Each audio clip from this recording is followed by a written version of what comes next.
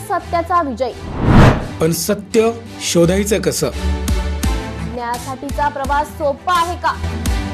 तुमच्या हक्कांची संपूर्ण माहिती आहे का? कायद्याचे गूढ उलगडणार, सत्य समजावून सांगणार तज्ञ वकील। महत्त्वाच्या कायद्यांपासून ते गुंतागुंतींच्या प्रकरणांपर्यंत स्पष्ट उत्तर, ठोस मार्गदर्शन। एक व्यासपीठ जिथे प्रत्येक प्रश्नाला मिळेल योग्य उत्तर। लवकरच येत आहे कायद्याचा नवा कट्टा, फक्त BBS न्यूज नेटवर्क 24 तासवर, जिथे प्रत्येक शब्दाला असतो न्यायाचा आधार।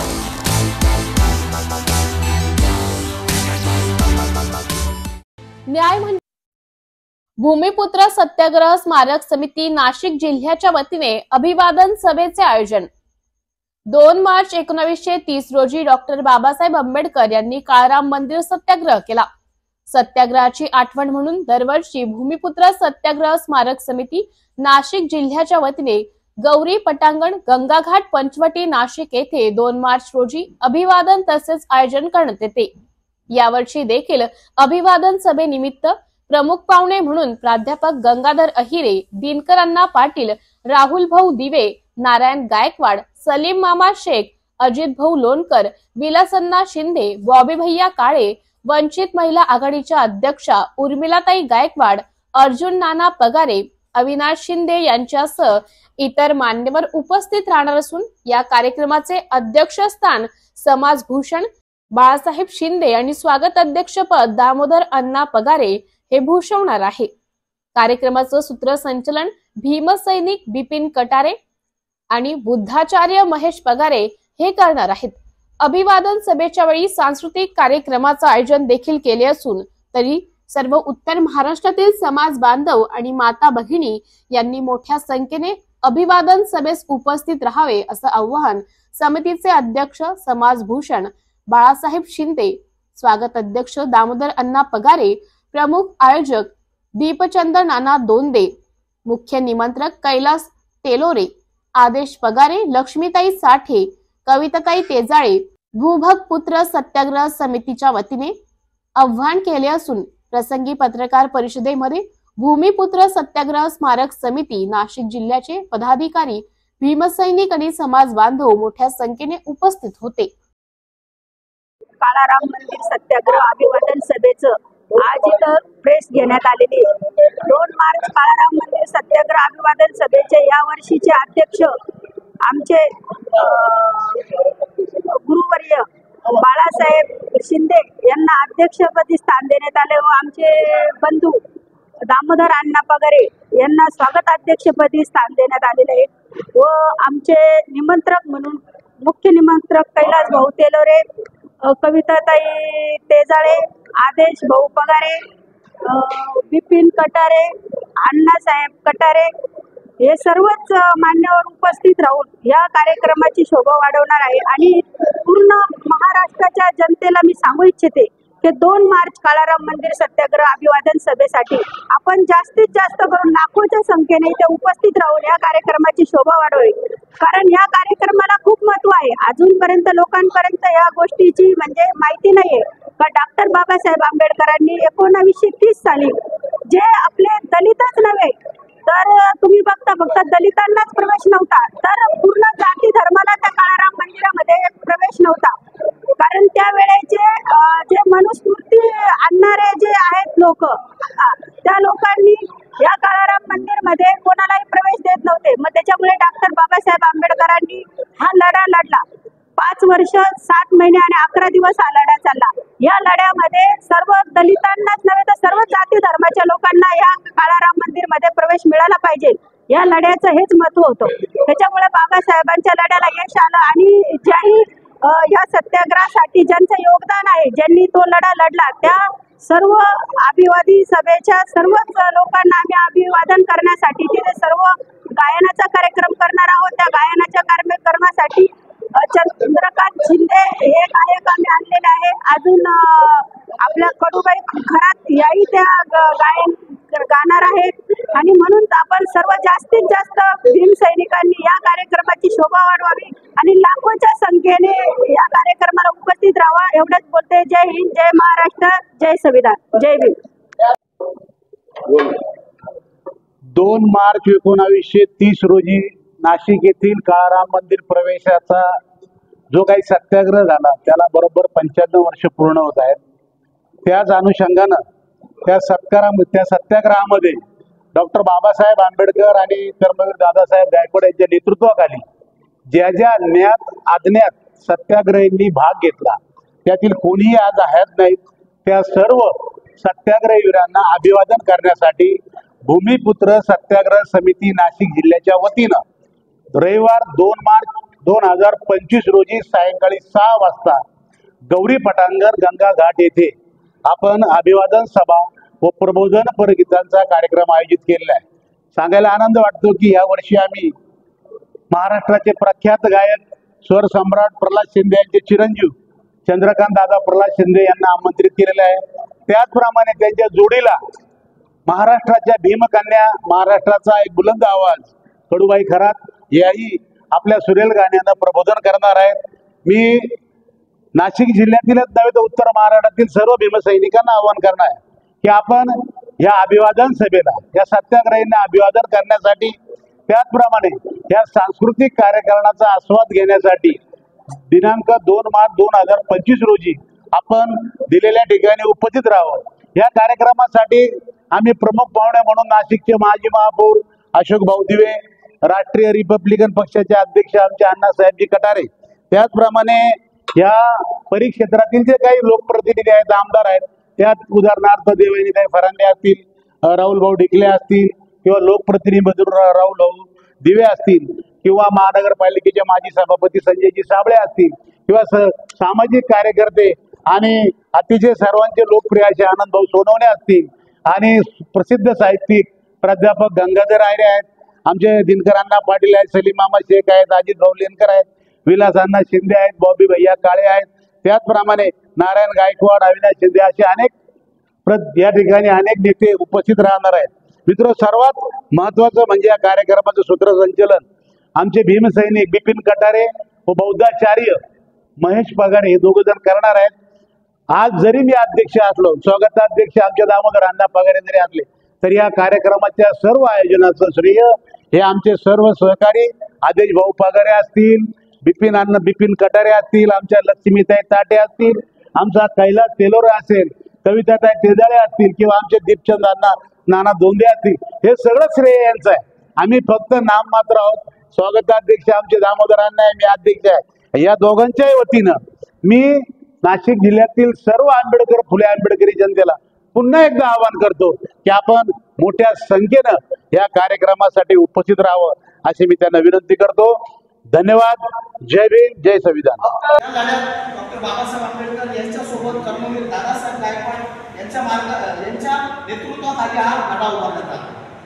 त्याच अनुषंगाने सालाबादप्रमाणे काळाराम मंदिर या ठिकाणी अभिवादन सभेचं व सांस्कृतिक कार्यक्रमाचं नियोजन आयोजन केलं जातं. त्यासाठी संपूर्ण महाराष्ट्रातून म्हणजे नाशिक जिल्हा असेल, मुंबई असेल, परभणी असेल, जालना असेल, मुंबई असेल, ठाणे असेल, सोलापूर, सातारा सर्व ठिकाणाहून जे भीमसैनिक असेल, भीमसैनिकांचा जो जनसागर आहे तो गंगेवरती त्या कार्यक्रमासाठी येत असतो. त्या सर्व क्रांतिकारी भीमसैनिकांना, जे शहीद झालेले भीमसैनिक आहेत त्या लढ्यात, सर्वांना अभिवादन करण्यासाठी ही क्रांतिकारी सभा असते. यावर्षी देखील अशी ऐतिहासिक क्रांतिकारी सभा त्या भूमीत आपल्या समितीच्या वतीने आयोजित करण्यात आली आहे आणि त्या समितीचे या वर्षाचे अध्यक्ष या महाराष्ट्राचे समाजभूषण बाळासाहेबजी शिंदे हे भूषवणार असून स्वागत अध्यक्ष युवा नेतृत्व नाशिक जिल्ह्याचा जो बुलंद आवाज आहे, चळवळीतले सक्रिय नेते आमचे दामोदरजी अण्णा पगारे हे स्वागत अध्यक्ष असणार आहेत. त्यानंतर निमंत्रक म्हणून आमच्या कविताताई तेजाळे असतील, आदेश भाऊ पगारे असतील, कैलासजी तिलोरे असतील, लक्ष्मीताई ताटे असतील, असे निमंत्रक असणार आहे. आणि आपला प्रत्येक जो भीमसैनिक आहे त्यांना आम्ही आवाहन करतो की येत्या 2 मार्चला गंगा घाट या ठिकाणी या कार्यक्रमाचं मोठ्या संख्येने सर्वांनी उपस्थित राहायचं आहे. या ठिकाणी महाराष्ट्राच्या गायन कोकिळा, महाराष्ट्राच्या स्वर सम्राट आमच्या भगिनी कडूबाई खरात व महाराष्ट्राचे सुप्रसिद्ध गायक प्रल्हाद शिंदे यांचे चिरंजीव चंद्रकांत दादा शिंदे यांच्या गाण्याचा कार्यक्रम, सोबतच नाशिकचे melody star, melody king star Umeshji Gaikwad यांचा गाण्याचा जलसा या ठिकाणी आयोजित करण्यात आला आहे। या कार्यक्रमाला प्रामुख्याने महाराष्ट्रातून असंख्य जनता उसळणार आहे।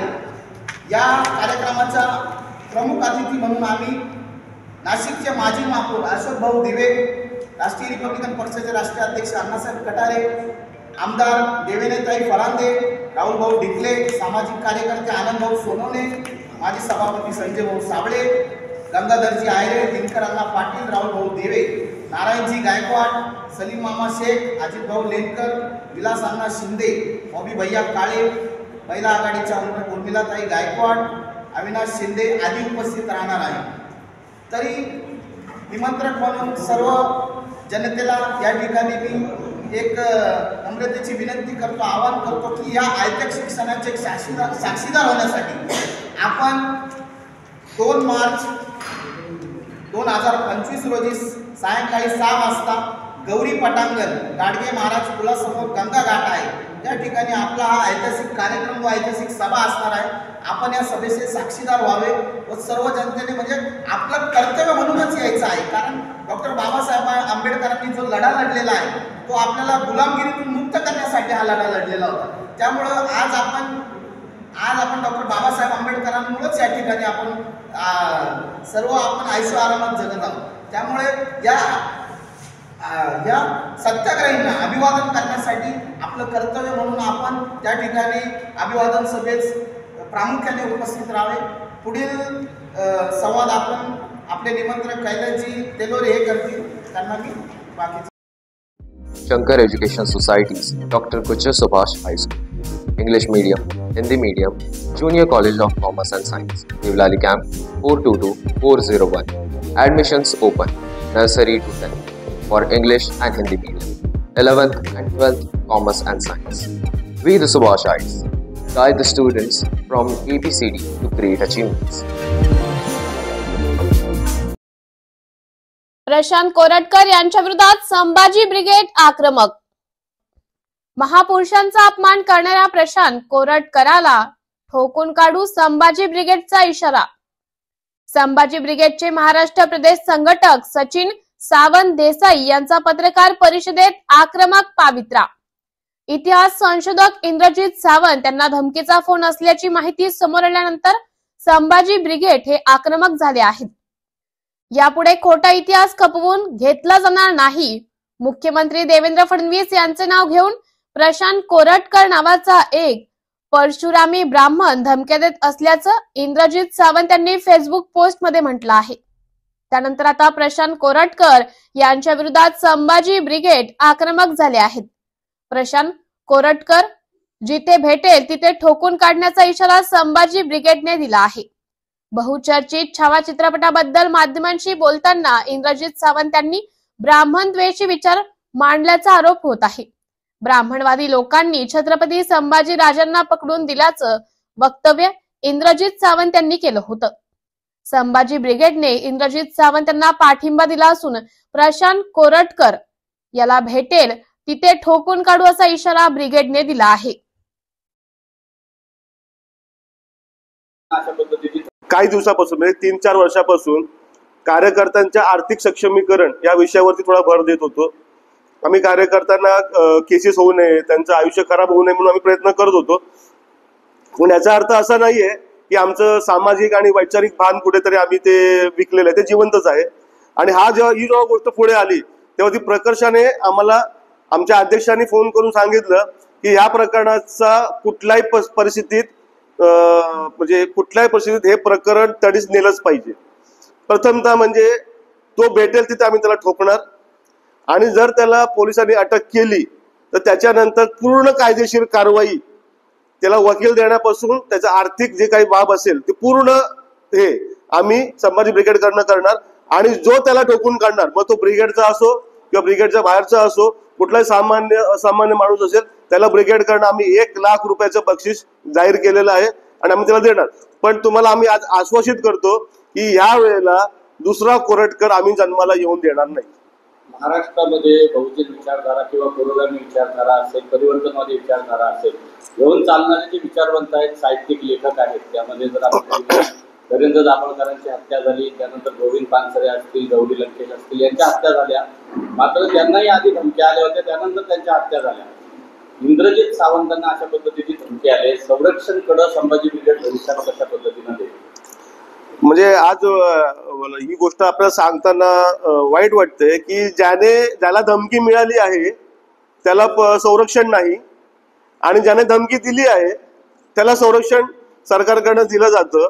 आणि ही खूप मोठी आपल्या देशाची किंवा आपल्या महाराष्ट्राची हे आहे, म्हणजे तो शोकांतिका आहे. पण संभाजी ब्रिगेडचे कोल्हापूरचे सगळे कार्यकर्ते इंद्रजित सावंतांच्या घरी गेलेले आहेत, त्यांच्या बरोबर आहेत, त्यांच्या बरोबर आहेत. त्यांना संरक्षण आम्ही तर देणारच आहे आणि ते शेवटपर्यंत असेल. पण मी आपल्याला हे सांगू शकतो की कोरटकरांनी आता बाहेर फिरणं त्याने सोडून द्यावं. त्याने आयुष्यभर तरी संरक्षणातच राहावं, त्याला ब्रिगेड सोडणार नाही. भाजप सरकार आल्यानंतर अशा पद्धतीनं वक्तव्य असतील किंवा या कृतीमध्ये ज्या घटना उतरत आहेत की धमकी देणं, मारहाण करणं, त्याच्यामध्ये वाढ होते का? देवेंद्र फडणवीसांना आपलं काय आव्हान असणार आहे? ते गृहमंत्री आहेत आणि मुख्यमंत्री आहेत. म्हणजे मला माननीय मुख्यमंत्री देवेंद्र फडणवीस साहेब हे महाराष्ट्राचे नेते आहेत, आणि माझ्या मते तुम्ही जो आता प्रश्न विचारलाय त्याचं उत्तरच माझ्या मते त्यांनी 19 फेब्रुवारीला दिलेलं आहे. माझ्याकडनं आणि माझ्या महाराष्ट्रातून कोणीही जर छत्रपतींचा अपमान केला तर त्यांचा टकमक टोकावरनं कडेलोट करायचा. आता ते स्वतःहून करणार आहेत का त्यासाठी काहीतरी वेगळी त्यांनी सिस्टम तयार केलेली आहे हे त्यांनी सांगावं. नाहीतर त्यांनी कोरटकरवरती किंवा तत्सम महापुरुषाची बदनामी करण्यावरती त्यांनी कारवाई करावी. नाहीतर हे प्रकरण त्यांना, माझ्या मते ते मुख्यमंत्री आहेत, ते प्रकरण त्यांना जास्त भारी पडू नये, मी एवढं सांगू शकतो. BBS न्यूज या राज्यस्तरावरील 24 तास चॅनलसाठी खालील पदावर काम करणाऱ्या उत्साही, अनुभवी आणि शिकाऊ व्यक्तींची आवश्यकता आहे. तसेच राज्यात सर्वत्र जिल्हावार प्रतिनिधी, कॅमेरामन, मार्केटिंग एक्झिक्युटिव्ह नेमणे आहे. पदाचे नाव: रिपोर्टर, कॅमेरामन, उपसंपादक, कॉपी एडिटर, व्हिडिओ एडिटर, निवेदिका, व्हॉइस ओव्हर आर्टिस्ट. त्वरित खालील नंबरवर संपर्क करा. श्री भरत गोसावी, संचालक, 98 227 85 037. श्री सतीश रुपवते, संचालक, 83 297 62 302. श्री बंटी आढाव, संचालक, 89 561 99 139.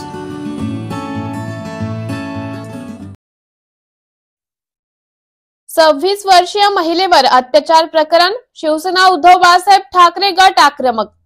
पुण्यातील स्वारगेट बस स्थानकात एका 26 वर्षीय तरुणीवर बसमध्येच अत्याचार करण्यात आल्याची धक्कादायक घटना घडली आहे. या घटनेनंतर आक्रमक झालेल्या शिवसेनेचे उद्धव बाळासाहेब ठाकरे नेते वसंत मोरे यांनी स्वारगेट डेपो मधील सुरक्षा रक्षकांच्या केबिनची तोडफोड केली.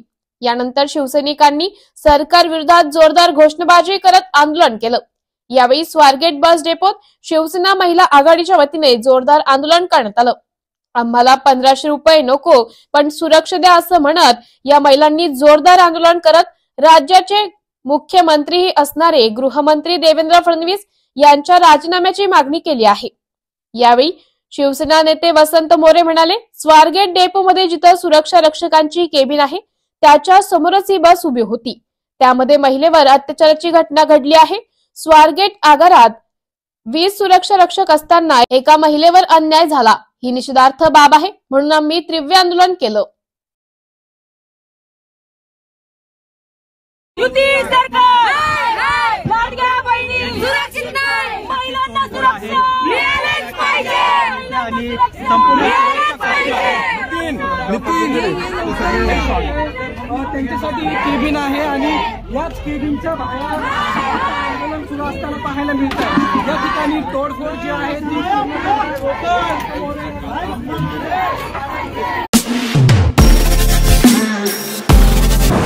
नमस्कार नाशिककर. आज आपण आहोत ललित रुंठा ग्रुप यांच्या रुंठा फ्लोरेंजा या प्रोजेक्टला.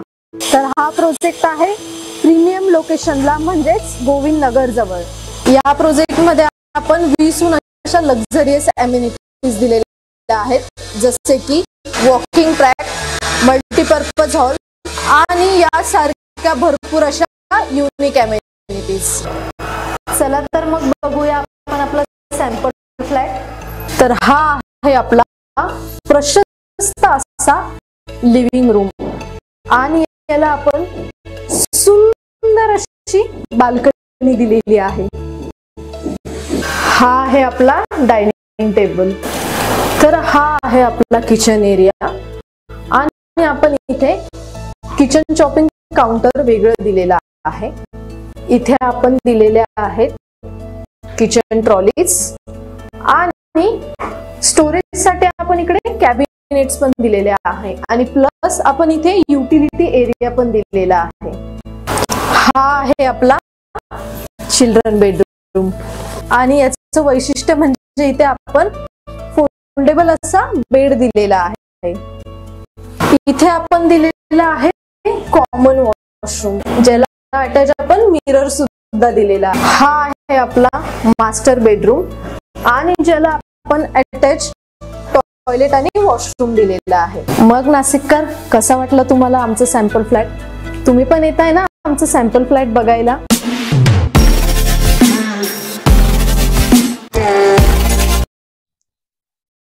पोलिसांचा धाक समाजात राहिलेला नाही, जयंत पाटील म्हणाले. पुणे अत्याचार घटनेवर जयंत पाटील म्हणाले, ताबडतोब सरकारने व्यवस्था केली पाहिजे. बलात्कार करून महिलांवर खून होणे, मारून टाकणे, कायदा सुव्यवस्थेचा फार मोठा प्रश्नचिन्ह उपस्थित होत आहे. पोलिसांचा धाक समाजात राहिलेला नाही. बस डेपोत असे प्रकरण घडणं फार गंभीर आहे.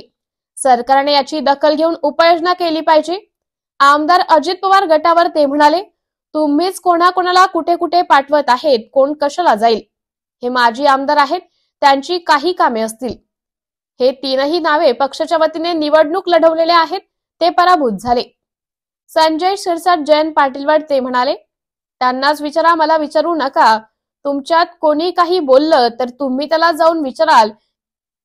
तुमच्याच बातम्या तुम्ही तयार करतात, तुम्हीच दिवसभर चालवता. महत्वाची बातमी किल्ड करायची असेल तर असे प्रकार वारंवार घडतात, असा माझा अनुभव आहे. प्रशासकीय अधिकारी जयंत पाटील सेवावर जयंत पाटील म्हणाले, माझ्याकडे काम करत नाही, माझी तक्रार नाही, माझ्याकडे लक्ष ठेवण्यासाठी मला काही प्रॉब्लेम नाही. बघूयात यावेळी विविध मुद्द्यांवर जयंत पाटील काय म्हणाले ते.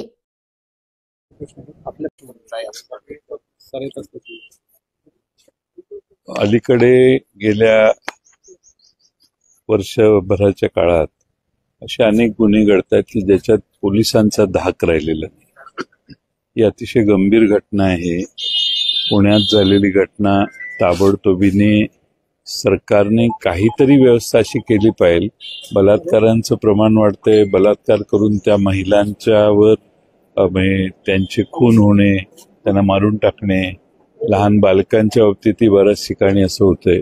त्यामुळे कायदा व सुव्यवस्थेच्या बद्दल फार मोठं प्रश्नचिन्ह तयार व्हायला लागले. पोलिसांचा समाजात धाक राहिला नाही, हे तेवढंच आता खरं. पण बसमध्ये जी बस स्थानकात उभी आहे अशा ठिकाणी, सार्वजनिक ठिकाणी आणि सार्वजनिक वाहतूक व्यवस्था जिला म्हणतो आपण, त्याच्यामध्ये जर अशा पद्धतीने अत्याचार होत असेल, तेच बोललो ना, हे प्रकरण हे पोलिसांचा धाकच राहिलेला नाही. आणि बस डेपोमध्ये किंवा बस असताना बसमध्ये असे प्रकार घडणं हे फार गंभीर आहे आणि सरकारने याची दखल घेऊन काहीतरी ठाम उपाययोजना केल्या पाहिजेत. सर, ते राजकीय प्रश्न आहे. आपल्या पक्षातील 3 आमदार राष्ट्रपती अजित पवार जाण्याची चर्चा सुरू आहे, कसं? अहो, तुम्ही कोणाकोणाला कुठल्या कुठल्या पक्षात पाठवता? तुम्ही मीडियाच बातम्या तयार करता. कोण कशाला कुठं जाईल? तुम्ही आता 3 आमदार कोण आहेत? नाव आहेत? नावं त्यांचे आहेत. राहुल मोठी असतील, राहुल जगताप, विजय. हे आमदार नाहीत, हे माजी आमदार आहेत. मग ते काही कामानिमित्त भेटले असतील त्यांना. हे तिघही आमचे पक्षाच्या वतीनं उमेदवार म्हणून निवडणुका लढवलेले आहेत, पराभूत झाले. पण पवार साहेबांच्या बरोबर निष्ठेने कट्टर म्हणून ते काम करतात. सर, परंतु आपल्या नावाची कुठेतरी चर्चा आहे. संजय शिरसाट देखील असं म्हणाले की जयंत पाटील पक्षात राहणार नाहीत. हे माझं भाकीत आहे. आपल्या बाबाची भविष्यवाणी खरी ठरते. मग त्यांनाच विचारा ना, मला काय विचारते? तुमच्याबद्दल कोणी काही बोललं तर तुम्ही त्याला जाऊन विचाराल का मला विचाराल? माझा हा प्रकार जो चाललाय सध्या मीडियामध्ये की हा इकडे जाणार तो तिकडे जाणार म्हणून तुम्हीच बातम्या तयार करता, तुम्हीच दिवसभर त्या बातम्या चालवता. कुठली बातमी नाही मिळाली किंवा एखादी महत्वाची बातमी किल करायची असेल तर असे प्रकार वारंवार घडतात असं माझा आतापर्यंतचा अनुभव आहे. त्याचं कारण असं आहे देशराच्या की आपल्या सेवेमध्ये काही 2 ते 3 प्रशासकीय अधिकारी सरकारने दिलेले आहेत असं समजतं. नेमकं काय प्रकार? माझ्या सेवेत नाही कोणी दिलं. गौरव भोसले आणि संजय पाटील नावाचे 2 अधिकारी विशेष सचिव माझ्याकडे काम नाही करत. आपल्यावर लक्ष ठेवण्यासाठी हे काही माझ्यावर लक्ष ठेवेल तर माझी काही तक्रार नाही. मोठे उद्योग करत नाही त्यामुळे काही प्रॉब्लेम नाही मला. साहेब, MMRDA मध्ये लाचखोरी झाल्याचा एक गंभीर प्रकार समोर आला आहे. फ्रान्समधील एका कंपनीने MMRDA अधिकारी आर्थिक लाभ मागत असल्याचा आरोप केलेला आहे आणि दूतावासाचे थेट सरकारला देखील पत्र आले. एकनाथ शिंदे यावर चौकशीचे आदेश. कोणी दिलेत आदेश? एकनाथ शिंदे चौकशीचे आदेश. असं आहे की तुम्हाला आश्चर्य वाटलं असेल पण ते सर्रास चालू आहे सगळीकडे. आणि परदेशी कंपन्यांना आपण एखादी गोष्ट, काही अधिकारी जर लाच मागत असतील किंवा काही वेगळ्या अपेक्षा करत असतील तर जगाच्या पाठीवरून महाराष्ट्रात येणारी गुंतवणूक इकडे येण्यापेक्षा दुसऱ्या राज्याकडे वळते. आणि अलीकडच्या काळामध्ये महाराष्ट्रातली ब्युरोक्रेसी, विशेषतः उद्योग आणण्यासाठी ज्यांच्यावर जबाबदारी आहे त्यांना असं वाटतं की आपली मोनोपॉली आहे त्यामुळे शेजारची राज्य गुजरात राज्यात जावा किंवा आंध्र प्रदेशमध्ये जावा, कर्नाटकमध्ये जावा, तिथं ज्या पद्धतीने गुंतवणूकदारांना सर्व सपोर्ट मिळतो तसा सपोर्ट मिळत नाही अशी महाराष्ट्रात आलेल्या गुंतवणूकदारांची बऱ्यापैकी तक्रार असते. आपण कुठल्याही MIDC जावा, तिथं नवी गुंतवणूक करणाऱ्या माणसाला काही प्रश्न विचारा, तुमच्या हे लक्षात येईल की 100% पूर्ण सहकार्य, रेड कार्पेट घालून त्याचं स्वागत हे फक्त महाराष्ट्रातले प्रमुख लोक भाषणात सांगतात. पण खाली ज्यावेळी त्यांना ब्युरोक्रेसीच्या ताब्यात दिलं जातं त्यावेळी त्यांना बरेच अडथळे दूर करावे लागतात. बहुमताचं सरकार आहे मात्र अद्यापही नाशिक आणि रायगडच्या पालकमंत्री पदावर कुंभमेळा 2 वर्षावर DPDCचे बैठक होत नाही, कामं सगळी वळवलेली आहेत. पालकमंत्र्यांना 36 दिवस स्थगिती झाली ते पालकमंत्री काम करतात का नाही करत? येतात पालकमंत्री येतच नाही. नाशिक आणि रायगडला पालकमंत्री जाहीर स्थगिती नाही. आमच्या पक्षाच्या काही कार्यकर्त्यांनी मगाशी मला सकाळी सांगितलं की सरकारचं रायगड आणि नाशिक या दोन्ही जिल्ह्याकडे किती दुर्लक्ष झालं आणि दुर्लक्ष करून पालकमंत्रीच या जिल्ह्यांना देण्यासाठी सरकारने अजून तत्परता दाखवली नाही. आता ज्यावेळी किमान 26 जानेवारीला पालकमंत्री येतात, आता 15 ऑगस्ट पर्यंत तरी किमान पालकमंत्र्यांची नेमणूक होईल अशी अपेक्षा करूया. सध्या अडचणीत आहे. कसं बघतायत की आता 2 वर्षांची शिक्षा लागली त्यांना, 1 तारखेला त्यावर अंतिम निकाल नाशिकचं जिल्हा सत्र न्यायालयात देणार आहे. स्थगिती माहिती मात्र स्थगिती दिलेली नाही. निर्णय राखून ठेवला 1 तारखेला. नाही, आता कोर्टाने निर्णय दिलेला आहे पण अलीकडच्या काळात कोणाचा गुन्हा मान्य करायचा नाही, कोणाच्याकडून झालेली चूक मान्य करायची नाही आणि त्याकडे पूर्णपणाने दुर्लक्ष करायचा अशी सरकार चालवताना अनेकांची भूमिका आम्हाला दिसते सरकारमधल्या. आता कोर्टानेच निर्णय दिलेला आहे त्यामुळं आता बघू पुढे काय होतं. चलो बुद्ध की ओर 2 मार्च 2025 श्री काळाराम मंदिर प्रवेश सत्याग्रह दिनानिमित्त देश विदेशातील पूजनीय भिक्खू संघाच्या प्रमुख उपस्थित व पूजनीय दलाई लामा यांच्या मंगल मैत्रीनं ऐतिहासिक राज्यव्यापी बौद्ध धम्म परिषद रविवार दिनांक 2 मार्च 2025 रोजी सायंकाळी 4 वाजता जाहीर धम्मसभा ठिकाण हुतात्मा अनंत कान्हेरे गोल्फ क्लब मैदान नाशिक महाराष्ट्र। काळाराम मंदिर चौदारचे तळे काळाराम महाराष्ट्रातील नामांकित सुमधुर गायक व गायिकांचा जुगलबंदी व धम्मगीत गायनांचा सांस्कृतिक कार्यक्रमाचे अध्यक्ष नामदार रामदासजी आठवले, प्रमुख अतिथी मुख्यमंत्री देवेंद्र फडणवीस, उपमुख्यमंत्री एकनाथ शिंदे, उपमुख्यमंत्री Ajit Pawar, Kiren Rijiju, union minister of parliamentary affairs India. या जाहीर सभेनंतर महाराष्ट्रातील नामांकित सुमधुर गायक आणि गायिकांची जुगलबंदी आणि धम्मगीत गायनांचा सांस्कृतिक कार्यक्रम संपन्न होणार आहे। तर या बौद्ध धम्म परिषदेस उपस्थित राहण्याचं आवाहन स्वागत अध्यक्ष प्रकाश लोंढे, सरचिटणीस भदंत सुगत थेरो आणि भदंत संघमित्रा यांनी केलं आहे।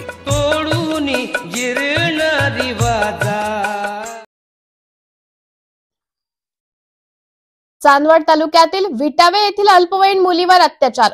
चांदवड तालुक्यातील विटावे येथील अल्पवयीन मुलीला व तिच्या बहिणीला ब्रह्मगिरी लॉज, त्र्यंबकेश्वर, नाशिक व शिर्डी, अहिल्यानगर व विटावे येथे घेऊन जाऊन शारीरिक संबंध केल्याप्रकरणी चांदवड तालुक्यातील विटावे येथील साईनाथ नागू कोल्हे, संजय त्र्यंबक पवार, संगीता मनोहर अहिरे सर्व राहणार विटावे या तिघा विरोधात बालकांचे लैंगिक अपराध व अणुजाती जमाती अत्याचार प्रतिबंधक कायद्यान्वये गुन्हा दाखल झाला असून परिसरात खळबळ उडाली आहे।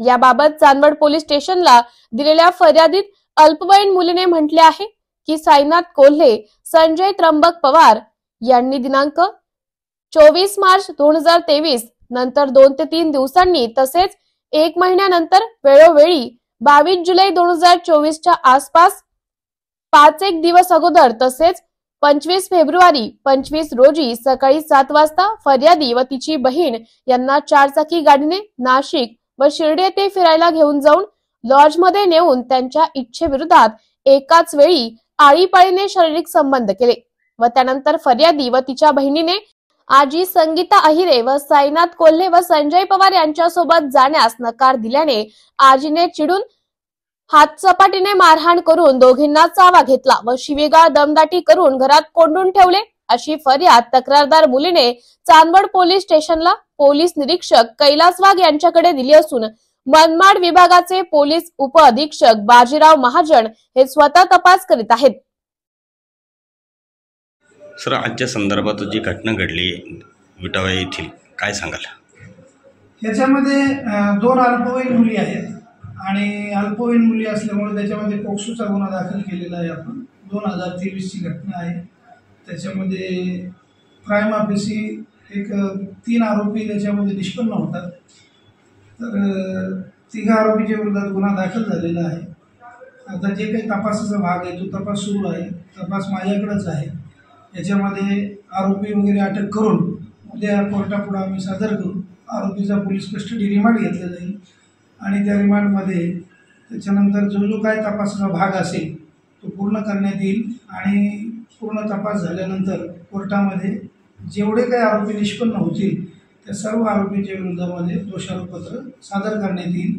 आता ह्या ज्या मुली आहेत, ह्या मुली दोघेही अल्पवयीन आहेत आणि ही घटना जी आहे ही 2023 ची घटना आहे। सर, त्या मुली अनुसूचित जाती जमातीच्या संदर्भामध्ये काय? बरोबर, त्याच्यामध्ये त्या मुली अनुसूचित जाती जमातीचा जो कायदा आहे अॅट्रॉसिटी कायदा, त्या कायदा म्हणजे अॅट्रॉसिटी कायदा प्लस पोक्सो असं दोघं याच्यामध्ये कलम लागलेले आहेत। नॉन वेलेबल सेक्शन आहे आणि त्या अनुषंगाने जी काही काळजी घ्यायला पाहिजे किंवा जे काही तपासामध्ये आवश्यक आहे, कायद्याला अभिप्रेत आहे, तो सर्व याच्यामध्ये तपास करण्यात येईल आणि लवकरात लवकर आरोपीच्या विरोधात दोषारोपपत्र सादर। नमस्कार नाशिककर, आज आपण आहोत ललित रुंठा ग्रुप यांच्या रुंठा फ्लोरेन्झा या प्रोजेक्टला। तर हा प्रोजेक्ट आहे प्रीमियम लोकेशनला म्हणजेच गोविंद नगर जवळ। या प्रोजेक्टमध्ये आपण 20हून अशा लक्झरियस अमेनिटीज दिलेल्या आहेत, जसे की वॉकिंग ट्रॅक, मल्टीपर्पज हॉल आणि यासारख्या भरपूर अशा युनिक अमेनिटीज। चला तर मग बघूया आपण आपला सॅम्पल फ्लॅट। तर हा आहे आपला प्रशस्त असा लिव्हिंग रूम आणि याला आपण सुंदर अशी बाल्कनी दिलेली आहे. हा आहे आपला डायनिंग टेबल. तर हा आहे आपला किचन एरिया आणि आपण इथे किचन चॉपिंग काउंटर वेगळं दिलेलं आहे. इथे आपण दिलेले आहेत किचन ट्रॉलीज आणि स्टोरेजसाठी आपण इकडे कॅबिनेट्स पण दिलेले आहे आणि प्लस आपण इथे युटिलिटी एरिया पण दिलेला आहे. हा आहे आपला चिल्ड्रन बेडरूम आणि याचं वैशिष्ट्य म्हणजे इथे आपण फोल्डेबल असा बेड दिलेला आहे. इथे आपण दिलेला आहे कॉमन वॉशरूम ज्याला अटॅच आपण मिरर सुद्धा दिलेला आहे. हा आहे आपला मास्टर बेडरूम आणि ज्याला आपण अटॅच टॉयलेट आणि वॉशरूम दिलेला आहे. मग नाशिककर, कसा वाटला तुम्हाला आमचं सॅम्पल फ्लॅट? तुम्ही पण येत आहे ना आमचं सॅम्पल फ्लॅट बघायला?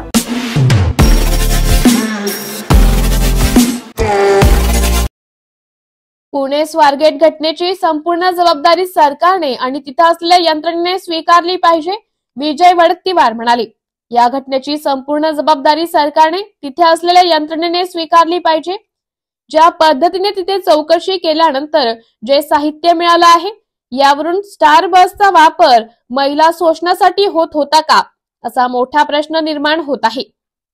23 सिक्युरिटी गार्ड असल्यावरही महिलेवर बलात्कार होतो. गृह खात्याची रोजच इब्रत वेशीवर टाकल्यासारखी आहे. या सगळ्या घटनेवरून महाराष्ट्रात कायदा व सुव्यवस्था नसल्याचं दिसून येत आहे.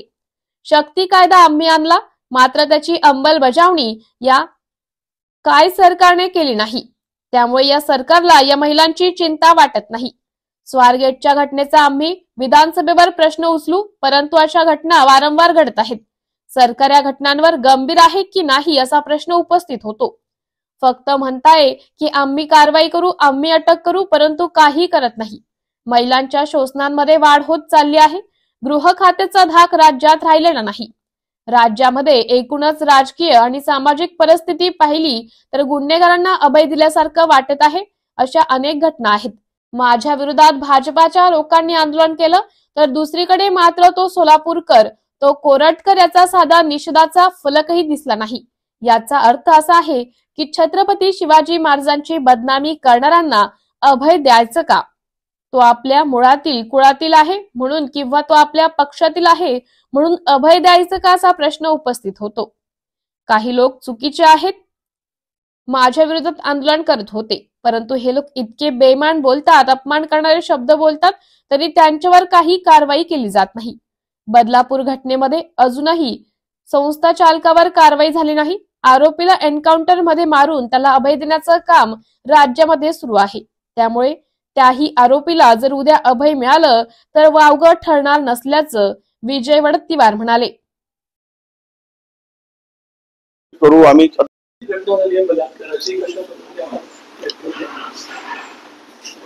पुण्याच्या स्वारगेट बस डेपो मध्ये झालेली घटना ही पूर्णतः मला वाटतं की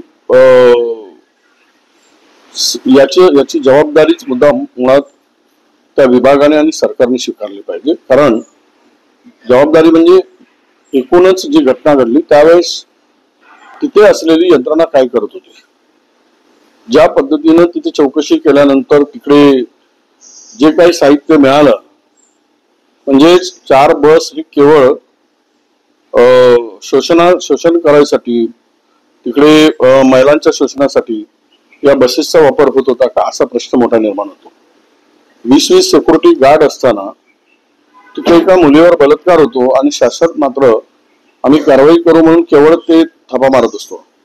खरं तर राज्यामध्ये गृह खात्याची आता रोजच इब्रत चाललेली आहे, वेशीवर टांगण्यासारखी परिस्थिती आहे. या सगळ्या घटना महाराष्ट्रामध्ये कायदा सुव्यवस्था नसल्यासारखी परिस्थिती झाली आहे. आम्ही मनामध्ये शक्ती कायद्याच्या संदर्भामध्ये मसुदा तयार केला होता. हे आता या सरकारने, आमचं सरकार गेलं, सगळी तयारी झाली होती आणि त्यानंतर या सरकारने शक्ती कायद्यामध्ये लागू करून त्या पद्धतीनं कडक उपाययोजना करण्याची गरज होती. त्याची भीती निर्माण करण्याची गरज होती त्या कायद्याची, पण तसं कुठेही या राज्याकडून झालेलं दिसत नाही. यांना यामध्ये महिलांच्या सुरक्षितेची अजिबात चिंता नाही. सत्तेमध्ये मशगूल झालेले सरकार आहे. सत्ता आणि संपत्ती यामध्येच यांचं सरकार सत्ता पूर्णतः लक्ष आहे. त्यामुळे ही स्वारगेटच्या घटनेचा आम्ही विधानसभेमध्ये आवाज उचलूच आणि सर्व दोषीवर कारवाई होईल ती होईल. पण अशा घटना वारंवार राज्यामध्ये घडत आहेत. यासाठी सरकार काही गंभीर आहे की नाही हा खरा प्रश्न येतो. सरकार गंभीरतेने या सगळ्या घटनांकडे बघतं की नाही. केवळ झालं की आम्ही काहीतरी करू, आम्ही अटक करू, कारवाई करू, हे तर कोणतंही सरकार असेल तर करेल.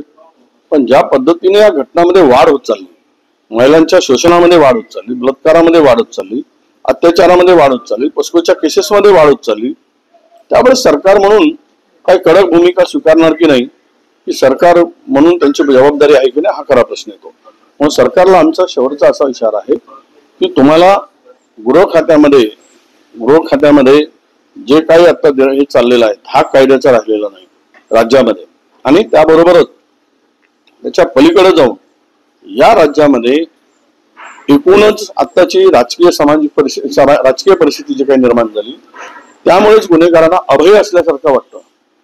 मग त्या अनेक घटना आहे. एकीकडे आम्ही एखादी शब्द एकेरी भाषेत उल्लेख केला म्हणून आपल्याकडे एकीकडे माझ्या याला काही भाजपच्या लोकांनी आंदोलन केलं आणि दुसरीकडे मात्र तो सोलापूरकर, तो कोरटकर, तो छिंदम याचा साधा निषेधाचा फलकही यांच्या हातात दिसला नाही. म्हणजेच याचा अर्थ असा आहे की छत्रपती शिवरायांची बदनामी करणाऱ्यांना अभय द्यायचं, कारण तो आपल्या कुळातील आहे म्हणून, आपल्या पक्षाचा आहे म्हणून, आपल्या RSSचा आहे म्हणून जर अशा पद्धतीनं महाराजांची बदनामी करण्याला अभय द्यायचं, त्यांच्या तोंडातून त्यांची तोंड का शिवली गेली, का निषेध केला गेला नाही, आणि काही उपडसूम माझ्यावर हे करून मी काही वाईट बोललेलो नव्हतो, मला त्यावर अजून बोलायचं नाही, माझं वाक्य स्पष्ट आहे त्याच्यामध्ये. आणि त्यामध्ये मात्र हे रस्त्यावर उतरतात. किती बेईमान विचारांची माणसं आहेत आणि यांच्यामध्ये पुण्यामध्ये किती बेईमानी भरलेली आहे. मग तो शिवाजी महाराजांच्या मृत्यूपासून तर संभाजी महाराजांच्या मृत्यूपर्यंतचा इतिहास पाहिला तर ही जी बेईमानी आहे, ही बेईमानी महाराजांना सातत्यानं अपमान करणारी जी काही विचार आहे तो विचार या राज्यामध्ये पुसण्याचं काम देवेंद्र फडणवीस करतील का हा त्यांना आमचा प्रश्न आहे. महत्वाचा व्हिडिओ महाराष्ट्रामधील प्रिय जनतेने अवश्य एकदा हा व्हिडिओ पूर्ण पाहावे ही आग्रहाची नम्र विनंती. आपल्याला नेहमीच सर्दी असते, आपल्याला नेहमीच पित्त म्हणजेच ऍसिडिटी होते, पोट साफ होत नाही, भूक लागत नाही, नेहमीच रक्ताचं प्रमाण कमी असतं, नेहमीच आळशीपणा वाढतो, संतती होण्यासाठी कितीही प्रयत्न केला तरी प्रयत्न असफल होतात, दिवस राहतात पण गर्भ टिकत नाही, त्वचा विकार बरा होत नाही, अंग नेहमीच गरम असतं म्हणजेच अंगात नेहमीच ताप असतो, याचा अर्थ हाडीतापाची लक्षणे असतात. आपल्याला डायबिटीज आहे, तसेच ब्लड प्रेशरचा त्रास आहे, शारीरिक थकवा नेहमीच राहतो, हाडे नेहमीच दुखतात, कितीही ट्रीटमेंट केली तरी औषधापुरते बरे वाटते, आपल्याला पक्षाघात झाला आहे, व्हायरल इन्फेक्शन नेहमीच होतं, वजन काही केलं तरी वाढत नाही, वजन काही केलं तरी कमीच होत नाही, झोप येत नाही किंवा कमीच लागते, PCOD त्रास नेहमीच होतो, हार्मोनल इनबॅलन्स होतो, त्याला आपण मासिक पाळी वेळेस येत नाही किंवा अवेळी येते असं म्हणता येईल, दरवर्षी टायफॉइड, डेंग्यू, चिकनगुनिया तसेच अनेक व्हायरल इन्फेक्शन होणं. आपण 100% आजपर्यंत ऐकलं असेल की पोटाच्या विकारामुळे सगळे आजार होतात. हो, हे अगदी खरे आहे. मी तुम्हाला सोपं उदाहरण देतो. फरशी जर रोज निरमा तसेच क्लीन लिक्विडने साफ केली तर फरशी कालांतराने खराब होईल. तसेच नेहमीच पित्त तसेच पोट साफ करण्यासाठी औषध घेऊन काय खराब होईल याचा विचार करण्यासाठी आपण सक्षम आहात. याचं मूळ कारण आहे हाडी ताप म्हणजेच शारीरिक पचनक्रिया बिघडणे. तलवार ही वापर करणाऱ्यावर अवलंबून असते. जीवन द्यायचं की त्याला मारायचं. तसेच ज्ञानाबद्दल सुद्धा आहे. उपयोग चांगला की वाईट करायचा ते आपणच ठरवायचं असतं. आतापर्यंत महाराष्ट्रामधील हजारो रुग्ण बरे झाले आहेत. असा एक फॉर्म्युला मी स्वतः तयार केलेला आहे. आपण सर्व प्रयत्न करून शेवटी माझ्याकडे ट्रीटमेंटसाठी या. माझ्या YouTube चॅनल तसेच फेसबुक पेजवरही आपण पाहू शकता. 20 वर्ष वैद्यकीय सेवेचा अनुभव तसेच 7 वर्ष सरकारी सेवेचा अनुभव अनेक राष्ट्रीय पुरस्कार प्राप्त, 18 कोरोना योद्धा सन्मान प्राप्त, दर महिन्यामध्ये ट्रीटमेंटसाठी 50 अपॉइंटमेंट घेतल्या जातील. श्री स्वामी समर्थ. जेव्हा विज्ञान आणि अध्यात्म एकत्र असते तेव्हा त्यालाच लोक चमत्कार म्हणतात. फक्त अट एकच आहे आमची, देहू गावामध्ये येऊन आपल्याला ट्रीटमेंट घ्यावी लागेल. संपर्क डॉक्टर प्रमोद रामराव लोहार, श्री मेडिकेअर क्लिनिक, गाथा मंदिरासमोरच, देहूगाव, पुणे. 98 22 45 69 82. धन्यवाद. खासदार संजय राऊत यांची पत्रकार परिषद संपन्न. पाहुयात ते यावेळी काय म्हणालेत ते. महाराष्ट्रात गेल्या 2.5 ते 3 वर्षापासून महिला अत्याचारांचे प्रमाण कमालीचे वाढले आहे. महिलांचे अपहरण, खून, बलात्कार प्रकरण वाढले आहे. सत्ताधारी पक्षातल्या महिला नेत्या आता काय करत आहेत. पुण्यात जो घृणास्पद प्रकार घडला त्यानंतर महिला नेत्यांनी थातुरमातुर भाष्य केले. जर दुसरं सरकार असतं तर या महिलांनी मंत्रालयाच्या दारामध्ये गोंधळ घातला असता. एका महिलेवर जी लाडकी बहीण सुरू आहे, तुमची तिला 1500 रुपये दिले म्हणून तुम्ही तिची अब्रू विकत घेतली का. गुंडांना महिलांचं वस्त्रहरण करण्याचं लायसन्स दिलं आहे का. पालकमंत्र्यांना मुख्यमंत्र्यांनी विचारले पाहिजे. पुण्याच्या पोलीस आयुक्तांना जाब विचारला पाहिजे. त्यांच्या काळात गुंडगिरी वाढली आहे. गुंडांना पोलीस ठाण्यात बसवायची नाटक चालली आहे, ते बंद करा. पुण्यात सर्वात जास्त खंडणीखोरी, पोलिसांची हप्तेगिरी, अपहरण, राजकीय आश्रयाखाली जी गुंडागिरी सुरू आहे त्यामध्ये सत्ताधारी पक्षाचे आश्रयदाते त्यांना अभय देत आहेत. पोलिसांवर दबाव आहे आणि पोलीस तो दबाव मान्य करतात. काल जो पुण्यात प्रकार झाला तो निर्भया कांड सारखा आहे. सुदैवाने त्या मुलीचे प्राण वाचले. स्वारगेटला आमच्या शिवसैनिकांनी प्रखर आंदोलन केलं, त्यांच्यावरती आता गुन्हे दाखल होतील. माझे पोलीस आयुक्तांना आव्हान आहे, पुण्यामध्ये मोकाट सुटलेल्या गँग त्यांना कायद्याची भीती राहिली नाही. राजकीय कार्यासाठी आपण गृह खातं वापरत आहात. सर्वसामान्यांना त्रास देण्यासाठी गृह खातं वापरलं जात आहे. आमच्या काळात हा शक्ती कायदा आम्ही तयार केला. महिलांना संरक्षण मिळावं आणि महिलांवरील अत्याचार करणाऱ्यांना कठोर शासन मिळावं. पण सरकार का हा कायदा पुढे नेत नाही हे एक रहस्य आहे. आता मध्ये कोणी फिक्सर बसलेले आहेत का. हा कायदा येऊ नये म्हणून शक्ती कायदा आल्यामुळे फडणवीस यांच्या मंत्रिमंडळात महिलांचे कोण आणि अत्याचार करून जे लोक बसलेले आहेत, पूजा चव्हाण प्रकरणातले, त्यांच्यापर्यंत या कायद्याचे हात पोहोचतील का म्हणून कोणाला भीती वाटते आहे का हे पाहावं लागेल. ऍक्शन मोड ही वरचीवर नाटके असतात. दुर्घटना घडलेली आहे, महिलेवर अत्याचार झालेला आहे. महिलांनी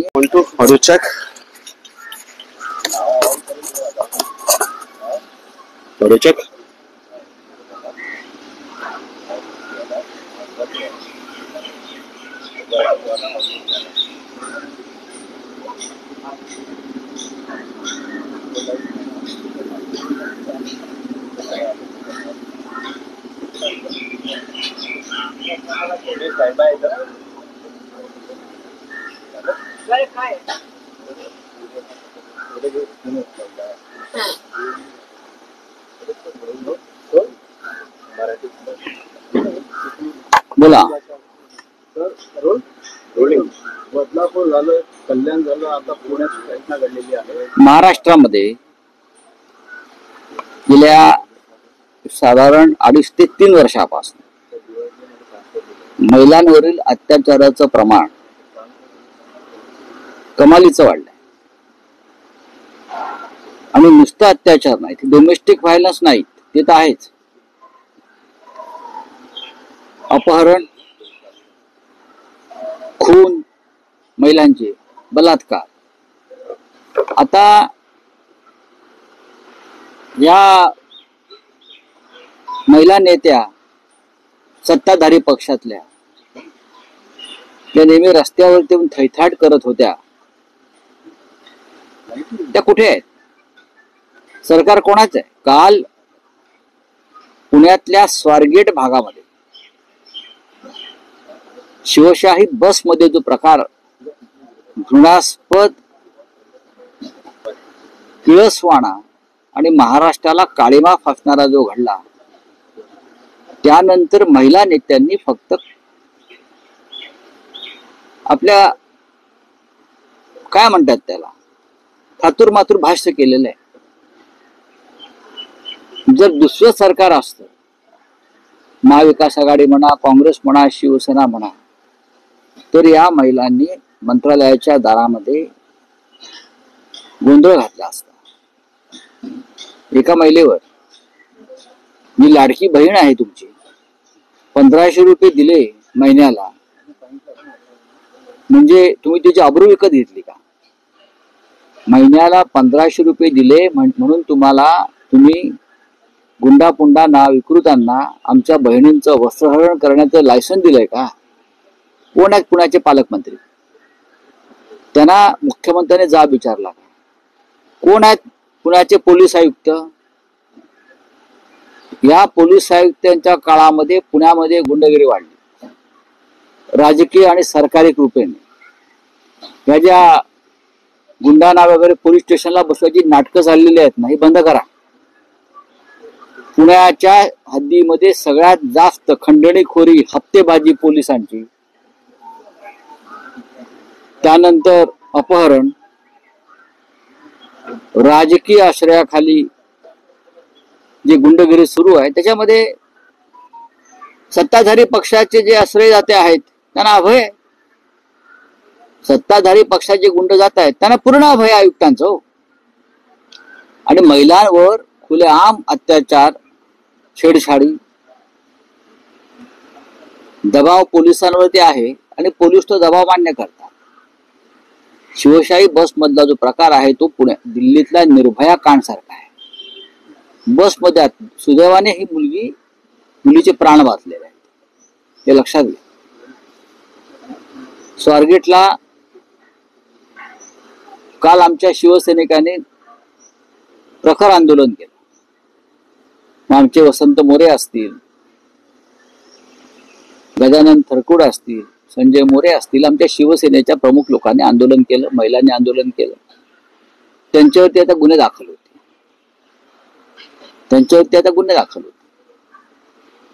माझं पोलीस आयुक्तांना आव्हान आहे, पुण्यामध्ये मोकाट सुटलेल्या ज्या गँग्स आहेत त्यांना कायद्याची भीती राहिलेली नाही. माझं गृहमंत्र्यांना आव्हान आहे, आपण राजकीय कार्यासाठी गृह खातं वापरताय, विरोधकांना त्रास देण्यासाठी गृह खातं तुमचे लोक वापरतायत. हे तुमच्या लाडक्या बहिणींच्या रक्षणासाठी वापरलं तर या महाराष्ट्रावरती उपकार होतो. शक्ती कायदा किती काळ राज्याच्या सकाळ दंडात अडकलेला राहणार असं अंमलात जाणं देखील म्हणतात. प्रश्न असा आहे की आमच्या काळामध्ये हा शक्ती कायदा आम्ही तयार केला, महिलांना संरक्षण मिळावं आणि महिलांवर अत्याचार करणाऱ्यांना कठोर शासन मिळावं. पण सरकार आताचे का हा कायदा पुढे नेत नाही हे एक रहस्य आहे. का आतमध्ये कोणी फिक्सर बसलेले आहेत, हा कायदा येऊ नये म्हणून, शक्ती कायदा येऊ नये यासाठी कोणी फिक्सर बसलेले आहेत का? ही शक्ती कायदा आल्यामुळे फडणवीस यांच्या मंत्रिमंडळात महिलांचे खून आणि अत्याचार करून जे लोक बसलेले आहेत, पूजा चव्हाण प्रकरणातले, त्यांच्यापर्यंत कायद्याचे हात पोचतील का म्हणून कोणाला भीती वाटते का हे पाहावं लागेल. परिवहन मंत्र्यांनी ऍक्शन मोड मध्ये आता 23 त्यांना बदली केली. बघा, ऍक्शन मोड वगैरे हे वरवरची नाटकं असतात. दुर्घटना घडलेली आहे ना, महिलेवरती अत्याचार झालेला आहे, बलात्कार झालेला आहे, विनयभंग झालेला आहे. ऍक्शन मोड म्हणजे काय असतं?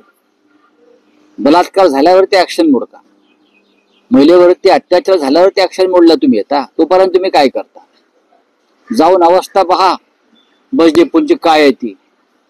तुम्ही महागड्या गाड्यांतून फिरता, तुम्ही महागड्या मर्सिडीज मधून फिरता, तुम्हाला कोण देतं माहित नाही. त्या मंत्री सगळे, एक तरी मंत्री सरकारी गाडीतून फिरतोय का ऑफिस? सगळ्यांच्या गाड्या ऑडी, मर्सिडीज, BMW आहेत ना. कोणी दिल्या तुम्हाला गाड्या? त्या कुठून आल्या? कोणाच्या पैशातून आल्या? कोणी भेट दिल्या तुम्हाला? आणि सामान्य जनता ज्या एसटीतून फिरते, जिचं नाव शिवशाही आहे. रिपब्लिकन पार्टी ऑफ इंडिया एकतावादी या पक्षाची राष्ट्रीय कार्यकारिणी बैठक नुकतीच पार पडली. या बैठकीत पक्षाचे राष्ट्रीय अध्यक्ष नानासाहेब इंदिसे यांच्या अध्यक्षतेखाली ही बैठक पार पडली। बैठकीस राज्यभरातून रिपब्लिकन पार्टी ऑफ इंडिया एकतावादीचे कार्यकर्ते उपस्थित होते। बैठकीत विविध मुद्द्यांवर चर्चा करून काही सकारात्मक निर्णय घेण्यात आले। भारतरत्न डॉक्टर बाबासाहेब आंबेडकर यांच्या हातातील संविधानाची प्रतिकृती मोडतोड विटंबना काही समाजकंटकांनी केली होती, त्यांच्यावर देशद्रोहाचा गुन्हा दाखल करावा असं बैठकीत एकमताने निर्णय घेण्यात आला। 15 डिसेंबर 2024 रोजी सोमनाथ सूर्यवंशी या उच्च शिक्षित तरुणाचा पोलिसांच्या कस्टडीत मृत्यू झाल्याबाबत संबंधित पोलीस अधिकाऱ्यांवर निलंबनाची कारवाई करावी व गुन्हेगारांवर सदोष मनुष्यवधाचा गुन्हा दाखल करावा असेही बैठकीत निर्णय घेण्यात आला। भारतीय घटनेची विटंबना झाल्यानंतर आंबेडकरी अनुयायांकडून केलेल्या उग्र आंदोलनावर गुन्हे दाखल करण्यात आले। ते सर्व गुन्हे मागे घेण्यात यावे, तसेच महाराष्ट्राच्या राजकारणात लवकरच होणाऱ्या स्थानिक स्वराज्य संस्थेच्या निवडणुकाबाबत विचार विनिमय करून काही विधायक निर्णय घेण्यात आल्याची माहिती पक्षाचे अध्यक्ष नानासाहेब इंदिसे यांनी दिली आहे। अनुसूचित जाती जमातीच्या जनविकासासाठी स्थानिक स्वराज्य संस्था व राज्य सरकारने नियमाने अधोरेखित केलेल्या निधीचा व्हिडिओ कायदेशीर होत नसून तो निधी अन्यत्र वगळवला जातो, यासाठी कायदेशीर कारवाई करण्याबाबत महाराष्ट्राचे उपमुख्यमंत्री एकनाथ शिंदे यांना निवेदन सादर करण्याचा निर्णय घेण्यात आला। पक्ष संघटना मजबूत करण्यासाठी देश पातळीवर व राज्य पातळीवर सदस्यांनी मोहीम राबवून पक्ष संघटना मजबूत करावी। संविधानिक पदावर असलेल्या प्रमुख पदाधिकाऱ्यांकडून भारतीय संविधान आणि भारतरत्न डॉक्टर बाबासाहेब आंबेडकर यांची हेतू पुरस्कारपणे अवहेलना केली जात आहे। या संदर्भात तसेच देशभरात अनुसूचित जाती जमातीवर होत असलेल्या अन्याय अत्याचारा निषेध या बैठकीत करण्यात आला। सोमनाथ सूर्यवंशी या उच्च शिक्षित तरुणाचा पोलीस कस्टडीत मारहाणी दरम्यान मृत्यू झाल्याबाबत सरकारने सकारात्मक निर्णय घेऊन दोषींवर कारवाई केली नाही तर थेट दिल्लीपर्यंत आंदोलन छेडले जाईल असे नानासाहेब इंदिसे बोलत होते।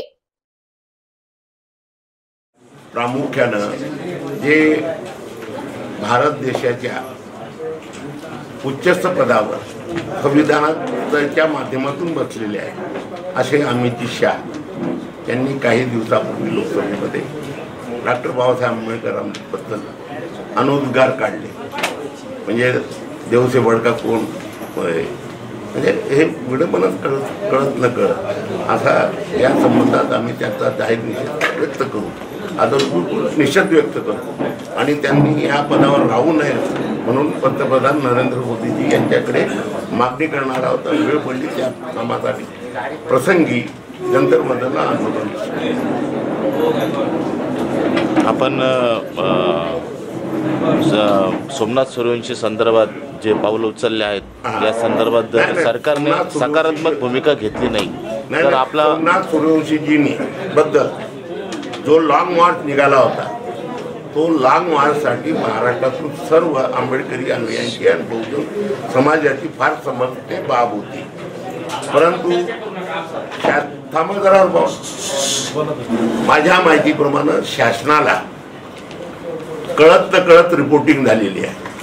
हा जर लॉंग मार्च ठाण्याच्या हद्दीपर्यंत आणि मुंबईच्या हद्दीपर्यंत आला, हा लॉंग मार्च न थांबणार आहे आणि 5-10 हजाराच्या वरती हजारोच्या संख्येने हा लॉंग मार्च मुंबईत येईल आणि त्याची खबरदारी घेऊन म्हणून माननीय सरकारनं, महाराष्ट्र सरकारनं दखल घेऊन त्यांनी या नाशिकमध्ये आमदार मेघना बोर्डीकरजी आणि आमदार सुरेश दत्त साहेब यांना पुढे पाठवून जे हे होते लॉंग मार्चवाले 1-2 प्रमुख लोक त्यांना हाताशी धरून हा लॉंग मार्च थांबवला आणि या लॉंग मार्चमध्ये आमची प्रामुख्यानं आजही मागणी होती आणि आजही राहील की ज्या पोलिसांचं निलंबन केलं आहे, सोमनाथ सूर्यवंशीचं मर्डर झाला आहे, आम्ही मर्डर म्हणतो, त्यांच्या मारण्यानं पोलिसांच्या मारण्यानं त्यांचा मृत्यू झाला म्हणजे मर्डर झाला, त्यांच्यावर फौजदारी खटले भरले गेले, बाकीचं हे दुय्यम मानतो। त्यांच्यावर आमची ही पहिली मागणी आहे आणि ती मागणी आम्ही सोडणार नाही, लावून धरणार। याचं किती दिवस वेट अँड वॉच कराल? किती दिवस वेट अँड वॉच कराल? ही मागणी केलीच कुठं, यांनी कुठे केलेली आहे? कोणी आपल्या याने लॉंग मार्चवाल्यांनी आमची मागणी तर सुरुवातीपासून आहे. 30 डिसेंबर पासून ही आमची मागणी आहे आणि आमच्या काही बहुत अशा मागण्या परभणीत गेल्या म्हणून तो डबल टिबल मोर्चे निघायला लागले. ठीक आहे, आपली मागणी आहे. आता पुढील आपलं पाऊल काय राहील? पुढे काढलं नाव विलाजनंतर आम्हाला मग कोर्टात जावं लागेल, त्याच्यावर गुन्हे दाखल करावे लागतील आम्हाला. पण मग सूर्यवंशीच्या घरच्यांना सरकार नोकरी देत आहे, त्यांना मोबाईल नाही, तो त्यांचा ते देता काय मेहरबानी करत नाही, त्या दिलं पाहिजे. पण आमचा जो की न्यायिक बाजू आहे की ज्याच्यामुळे खून झालाय, मृत्यू झालाय, त्याच्यावर तुम्ही कायदेशीर गुन्हे दाखल नाही करणार काय? असं का? गृहमंत्री निष्क्रिय आहे, याबद्दल काय मत आहे? गृहमंत्री निष्क्रिय आहेत. नाही, गृहमंत्री निष्क्रिय काय नाही. मी अजून त्यांची माझी भेट झाली नाही, मी कसं म्हणेल निष्क्रिय आहे? प्रत्यक्षात भेट झाल्यावर वेळ पडली तर भेटही मागणार आहे त्या संदर्भात पक्षाच्या. आता जो आंदोलन झालं ठाण्यामध्ये ते सर्व शिवशाहू फुले आंबेडकर जनतेच्या वतीनं झालं. आता जे आम्ही भेटू तर पक्षाच्या वतीनं भेटू आणि वेळ पसंत ठरली तर जी कमिटी आहे आमची ती कमिटीच्या वतीनं जाणार की आम्हाला त्यांच्यावर गुन्हे दाखल करून पाहिजे. पोलीस अधिकारी लॉंग मार्च नाशिकमध्येच का थांबवलं? लॉंग मार्च नाशिक आता तुम्हाला त्याचे कारण समजून सांगितलं ना. हा लॉंग मार्च ठाण्याच्या आणि मुंबईच्या कक्षेत आला असता तर लॉंग मार्च थांबला नसता आणि 100% सर्व मागण्या पूर्ण झाल्या असत्या आणि या पोलिसांवर फौजदारी खटले दाखल झाले असते. नाशिक चळवळीचं केंद्रबिंदू आहे, मात्र इथंच लॉंग मार्च थांबला. याला नाही, लॉंग मार्च त्यांना नाशिककर जबाबदार नाही. न्याय म्हणजे सत्याचा विजय. पण सत्य शोधायचं कसं? न्यायासाठीचा प्रवास सोपा आहे का?